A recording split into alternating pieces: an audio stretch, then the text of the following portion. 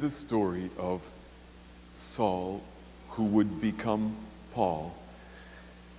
Now let's look at what changed in him that would somehow open up this Christian movement to touch the whole world. And I suggest that to begin, we have to look at his guilt and his zeal.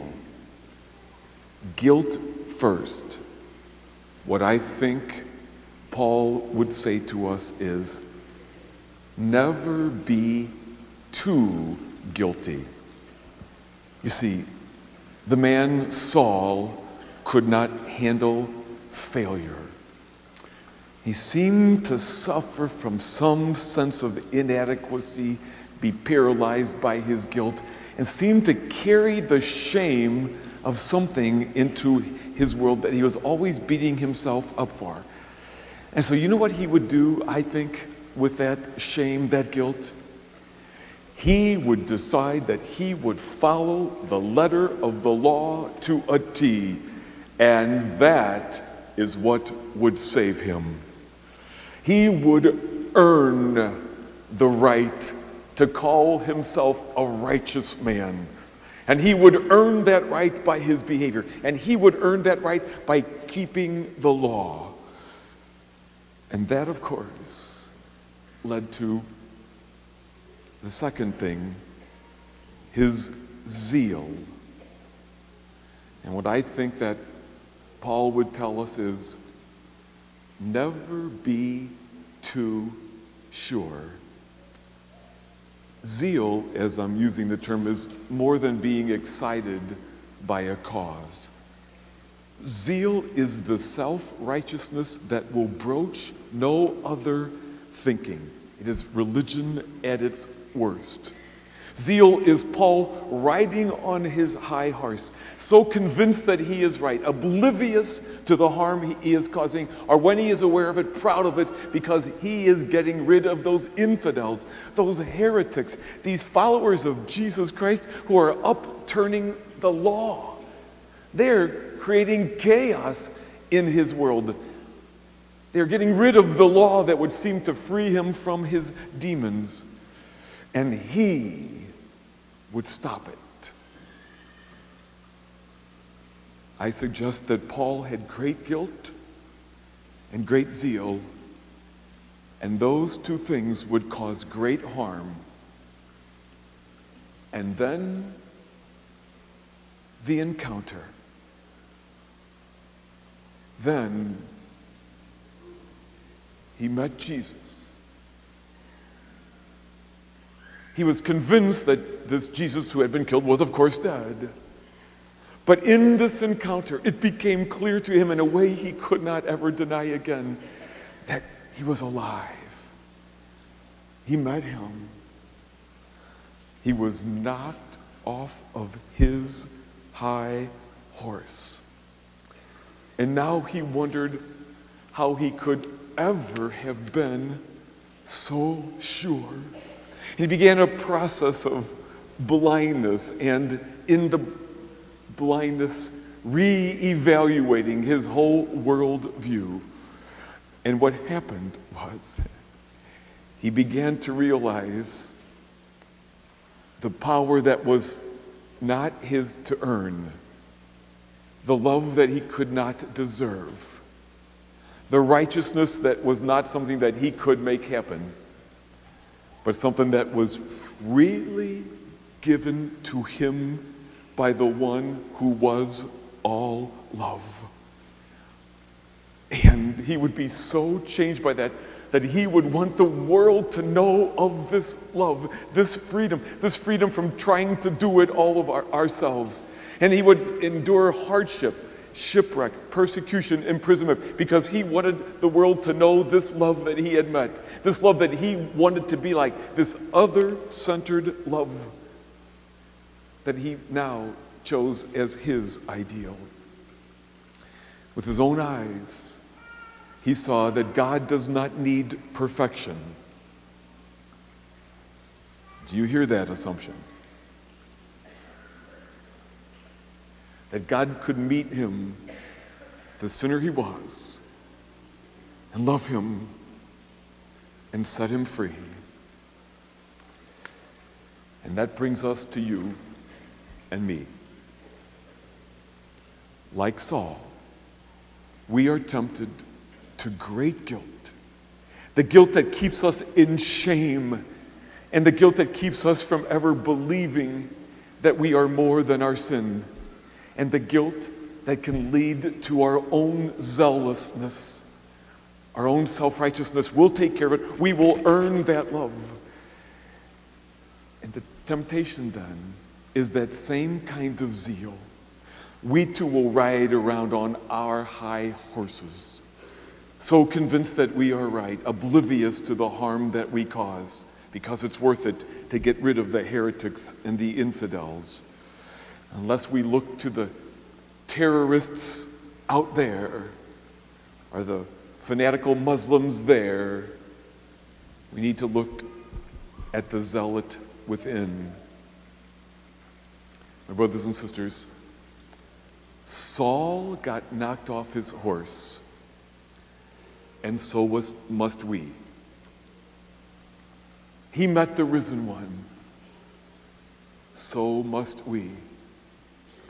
And I'll tell you, it's not all sweetness and light.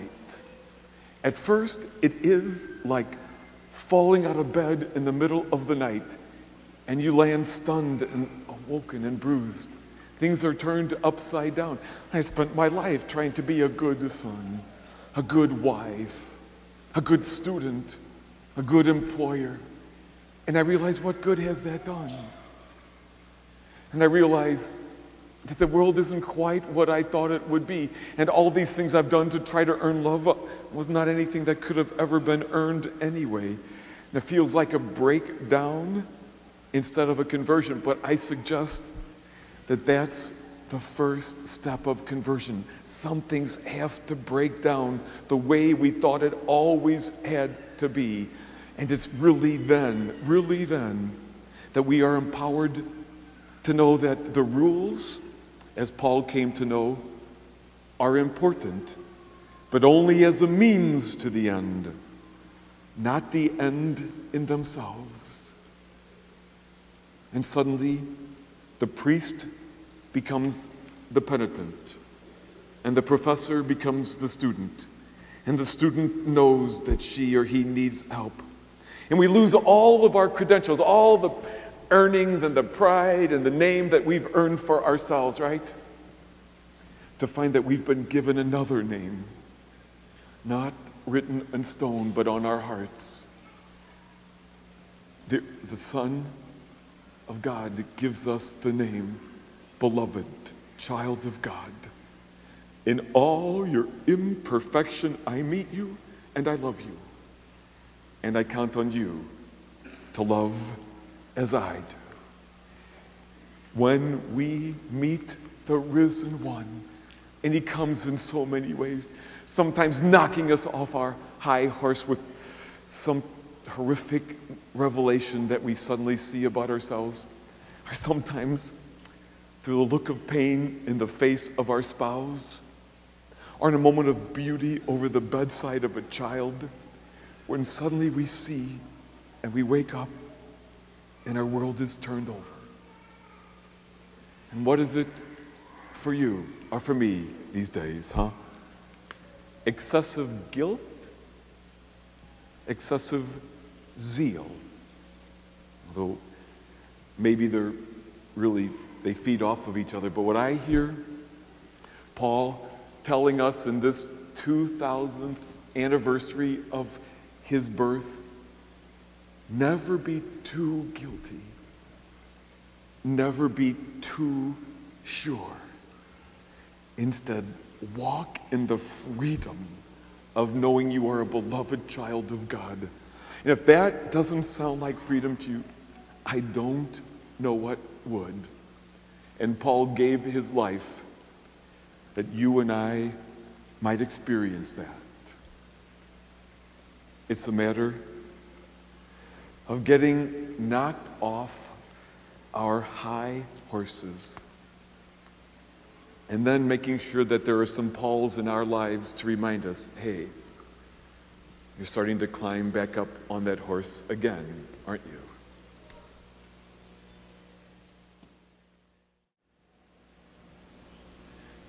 Hello, buddy. How are you? Great. Hats. You see the hats, don't you? Well, there's a white hat and a black hat. And if I asked you, which hat would you want to wear, which one would you say? The what? White. White? Why, Big Al? Good guys. Oh, the good guys wear white. Cowboys. At least the cowboy movies, huh? And then what? Shoot bad guys. Oh, you would enjoy that, huh? All right, Big Al. And I get that, but I don't know if you've ever heard this saying. What? Good guys wear black.